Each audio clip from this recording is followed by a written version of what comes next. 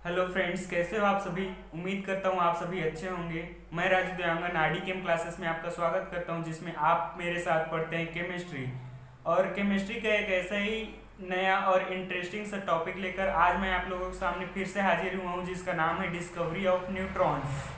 दोस्तों, आज के ये क्लास स्टार्ट करने से पहले मैंने प्रीवियस क्लासेस में आपसे एक क्वेश्चन पूछा था, जिसका काफ़ी सारे कैंडिडेट ने काफ़ी अच्छा और सही आंसर दिया हुआ है। तो चलिए देख लेते हैं वो क्वेश्चन क्या था। क्वेश्चन था, हु डिस्कवर्ड प्रोटॉन्स, गोल्डस्टीन और रदरफोर्ड। तो प्रोटॉन की डिस्कवरी गोल्डस्टीन ने किया था या रदरफोर्ड ने किया था, ये कंफ्यूजन हमेशा बना रहता है स्टूडेंट के दिमाग में। तो प्रीवियस वीडियो में हमने न्यूक्लियस की डिस्कवरी के बारे में देखा और प्रोटॉन की डिस्कवरी के बारे में भी देखा, जिसमें न्यूक्लियस की डिस्कवरी रदरफोर्ड ने किया हुआ है और प्रोटॉन की डिस्कवरी गोल्डस्टीन ने किया हुआ है। तो यहाँ पर कंफ्यूजन कुछ इस तरीके से है कि प्रोटॉन की डिस्कवरी से रिलेटेड कहीं कहीं हमको रदरफोर्ड का नाम भी देखने को मिल जाता है। तो दोस्तों, मैं आपको बता दूं कि न्यूक्लियस की डिस्कवरी रदरफोर्ड ने किया हुआ है और उसी टाइम रदरफोर्ड ने प्रोटॉन के बारे में बता दिया था। बट प्रोटॉन को एक्सपेरिमेंटली रूप से गोल्डस्टीन ने प्रूव किया और उसको साबित किया कि न्यूक्लियस में प्रोटॉन्स जो है प्रेजेंट होता है। तो यही एक रीज़न है कि प्रोटॉन की डिस्कवरी से रिलेटेड कहीं कहीं हमको रदरफोर्ड का नाम भी देखने को मिलता है और कहीं पर गोल्डस्टीन का नाम भी देखने को मिलता है। तो उम्मीद करता हूँ दोस्तों, आज से प्रोटॉन की डिस्कवरी से रिलेटेड ये डाउट्स आपके मन में कभी नहीं रहेगा। तो चलिए स्टार्ट करते हैं आज का क्लास, जिसमें आज हम पढ़ने वाले हैं डिस्कवरी ऑफ न्यूट्रॉन्स के बारे में। दोस्तों, अभी के टाइम में हम जानते हैं कि एटम्स किससे बना हुआ है या फिर उसका स्ट्रक्चर क्या होता है। हम बड़े ही आसानी से बता सकते हैं कि एटम के सेंटर में रहता है न्यूक्लियस और न्यूक्लियस में रहता है प्रोटॉन्स एंड न्यूट्रॉन्स और उसके चारों तरफ रिवॉल्व करता है इलेक्ट्रॉन्स। बट पहले हमें एटम के स्ट्रक्चर पता नहीं था। हमने एक एक करके एटम के सभी पार्टिकल्स का डिस्कवर किया।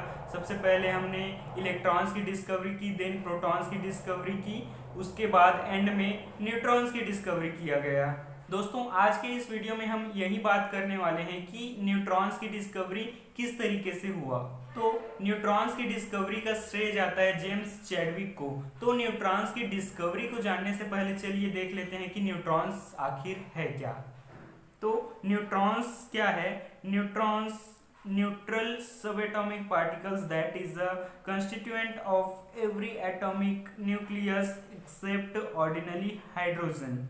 जैसा कि हम जानते हैं कि न्यूट्रॉन्स एटम का सब एटॉमिक पार्टिकल्स होता है और हाइड्रोजन को छोड़कर न्यूट्रॉन्स किसी भी एटम का कंस्टिट्यूएंट पार्ट होता है। It has no electric charge and a rest mass equal to 1.67493 into 10 to the power of -27 kg, marginally greater than that of the proton, that nearly 1839 times greater than that of the electron।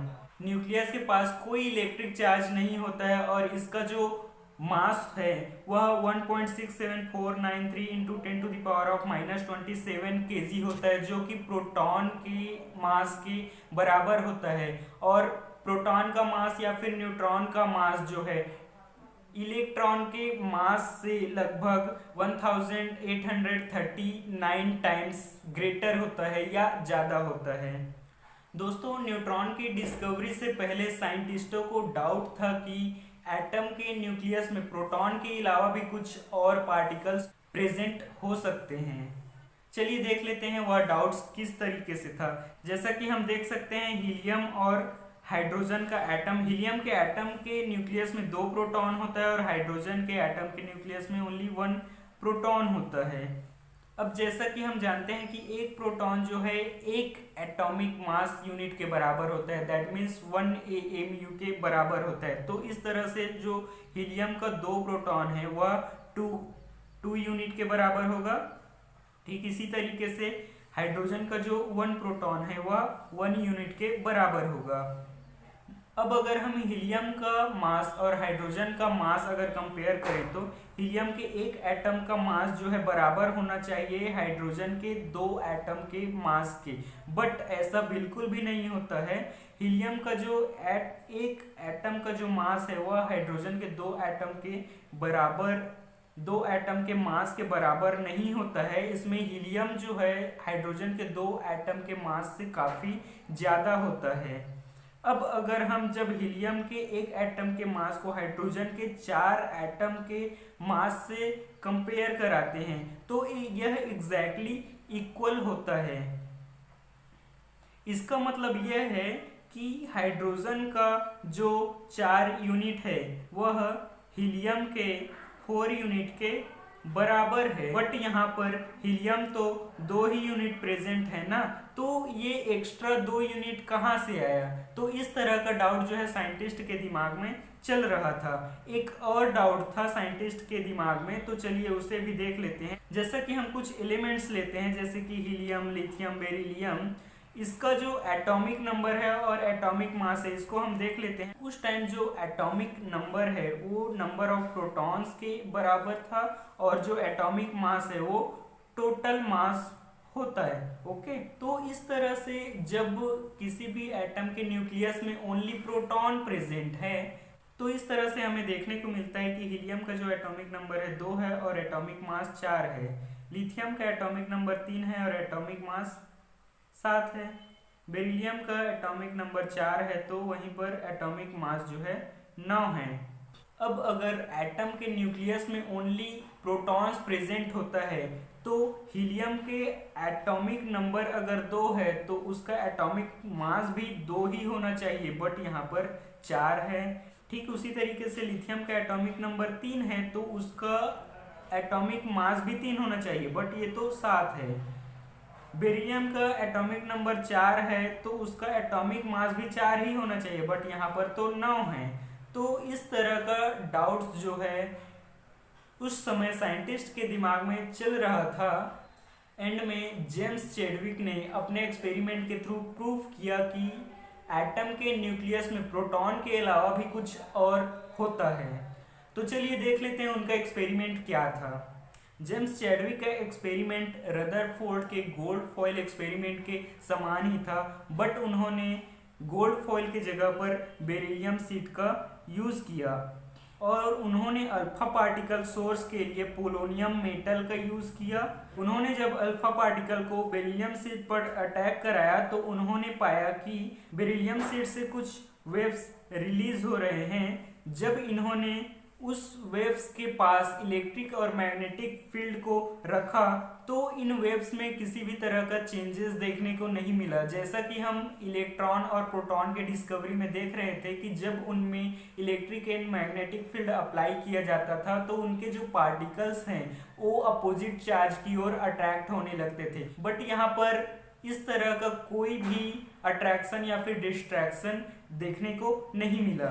इस आधार पर उन्होंने यह निष्कर्ष निकाला कि जो waves में present particles है उसमें किसी भी तरह का चार्ज प्रेजेंट नहीं है और इस तरह से उन्होंने उन पार्टिकल्स को न्यूट्रॉन्स नाम दिया।